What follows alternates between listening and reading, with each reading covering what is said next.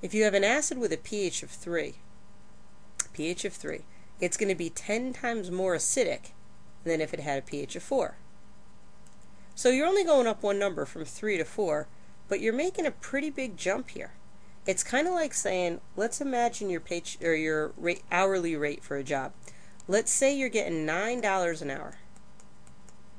But then your boss tells you next week, I'm going to pay you, let's go up one amount, I'm going to pay you $10 an hour instead. We'll go up one number.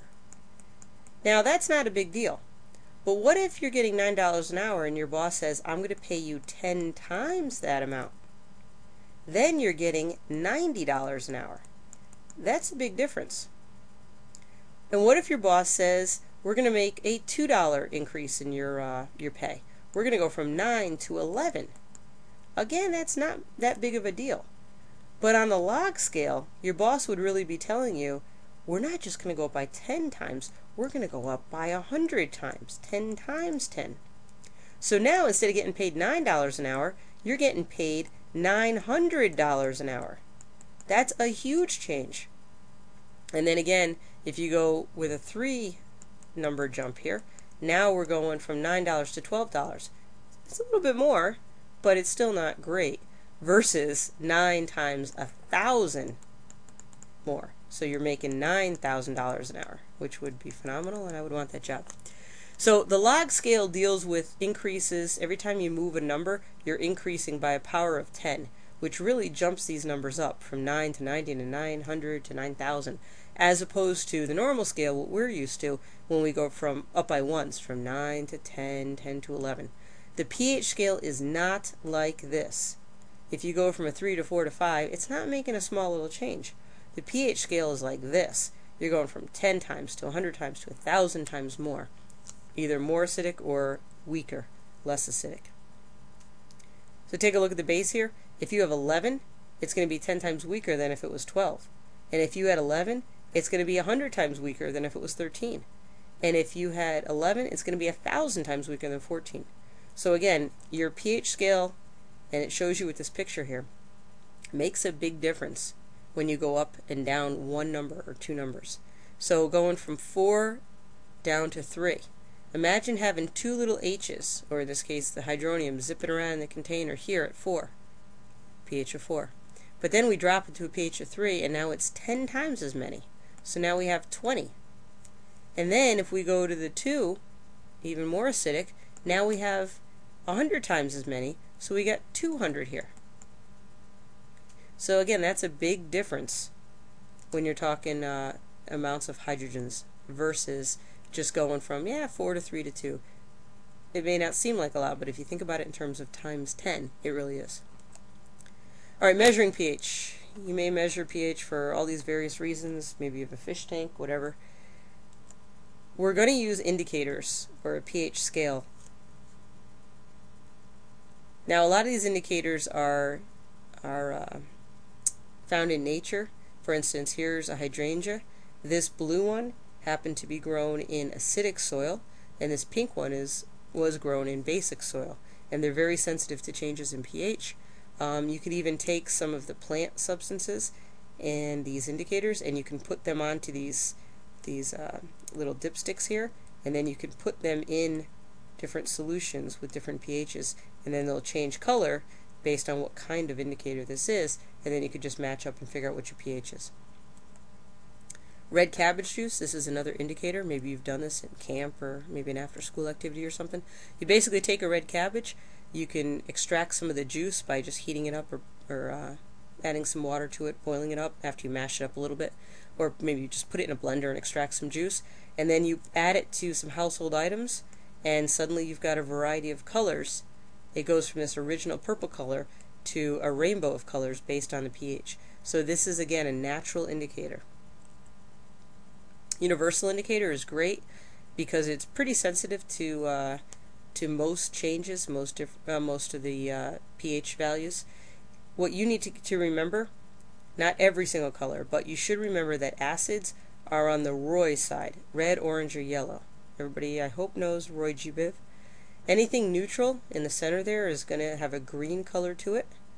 Universal is normally green, so this isn't changing a whole lot. and then the bases are on the blue side, blue, indigo, and violet.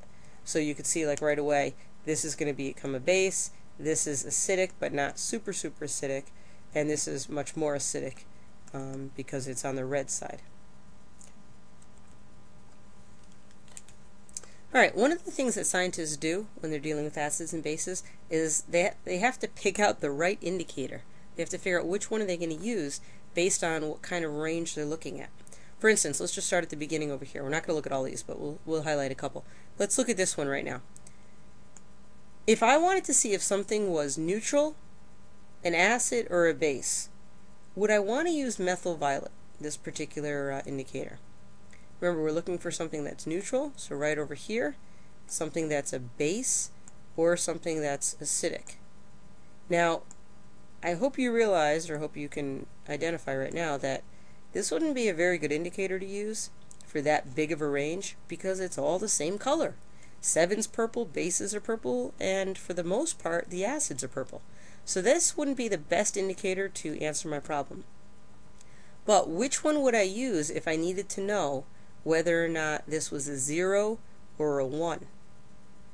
I wouldn't use this because in that range it's all the same. Same here, and as a matter of fact, that's the case in all of these guys.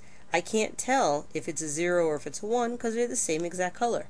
So none of these indicators, they work great for other things, but none of these indicators are good for this little scenario. This scenario is what I would use this one for, telling me the difference between a 0 and a 1. If I test something and it's a 0, then I know it's going to be around yellow, or about yellow, and if I test something and it's about 1, I know it's going to be this nice pretty blue here, and then if it starts getting out of that 1 range, then it's going to start turning this purpley color. So this would be ideal if I'm only dealing with a narrow range of pHs. Okay, it would not be good if I'm looking at a big broad spectrum. But what if I needed to know if something was, I don't know, maybe a 7 or an 8? Then maybe I look at this range and I say, well, this one's kind of sensitive. Phenol red here. Phenol red is kind of a yellowy orangey color if it's a 7, and then an 8 is more of a pinkish color, kind of a orangey pink color. Or phenolphthalein stays clear in 7 and a little bit past 8 starting to turn pink. So I can see if it's a little bit on the high side of that 8, if it's light pink. So again, you got to pick the right indicator for the range. And sometimes it means you got to use one indicator, narrow the range down. So at least you could tell, for instance, maybe that, I don't know, I use litmus. And I could tell, oh, it's a base, or it's an acid rather. It's an acid because it's pink. And then I maybe use methyl orange here. And I say, well, it's a stronger acid because it stays, it would stay orange, or kind of this peachy color, at the weaker acid values, but yet it turns pink down here at the strong acids. And then I go a step further and I narrow it down and so forth. So we always want to use multiple indicators because some of them might not get the entire range that we want. Phenolphthalein is a perfect example of this. It's a super popular indicator. It's used a lot. You probably used it last year in bio. We used it this year. However, look at what it does in the acidic and the neutral range, and even slightly basic. It stays completely clear. So that doesn't help us a whole lot. We can't tell if this is a strong acid or a weak acid. We can't even tell if it's an acid or a neutral substance, and we can't even tell if it's acid, neutral, or a weak base. It's only when it's a little bit weaker base that it starts turning this light pink, and then as it gets stronger, it's dark pink. Litmus paper. You probably used litmus paper maybe in middle school or so. It's also called pH paper. Typical litmus paper is pink or blue. And what you need to remember is that if you dip it into an acid or something acidic, it's going to either turn or stay red. Now I put red here because they both had the D's, acid and red, so you can remember it that way, but it's actually really a pink color. Okay?